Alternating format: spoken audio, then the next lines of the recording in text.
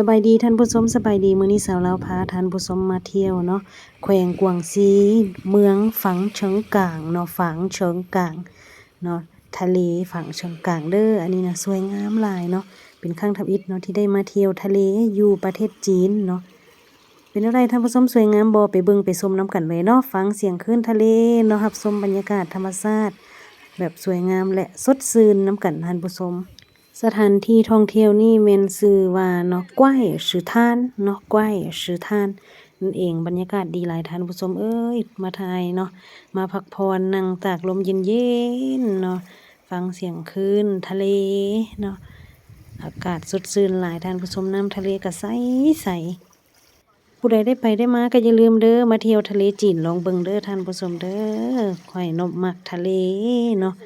มักเที่ยวทะเลนี่แหละอยู่ลาวบ่มีทะเลบ่มีชายแดนติดกับทะเลเนาะก็ได้มาเที่ยวทะเลอยู่จีนแล้วก็ทะเลอยู่ไทยเนาะที่ว่าได้ไปเที่ยวนี่เนาะทะเลเวียดนามเนาะได้เที่ยว3ประเทศละเนาะอันนี้ก็แม่นดีใจหลายได้มาเห็นทะเลจีนเป็นเทื่อทำอิฐเนาะแนะนำเด้อสถานที่ท่องเที่ยวเนาะมาเที่ยวได้ฝังเฉิงกางเนาะทะเลนี่สวยงามหลายอยู่เมืองฝังเฉิงกางนี่แหละ เนาะขึ้นกับแขวงกวางซีเนาะท่านผู้ชมนี่แหละเด้น้ำใสๆเนาะมาถ่ายรูปมาแวะเที่ยวพักผ่อน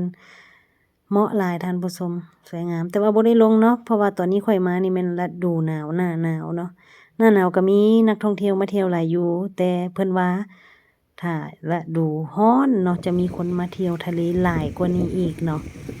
นี่แหละท่านผู้ชม เก็บภาพบรรยากาศให้ท่านผู้ชมได้เบิ่งได้ชมน้ำกันเนาะ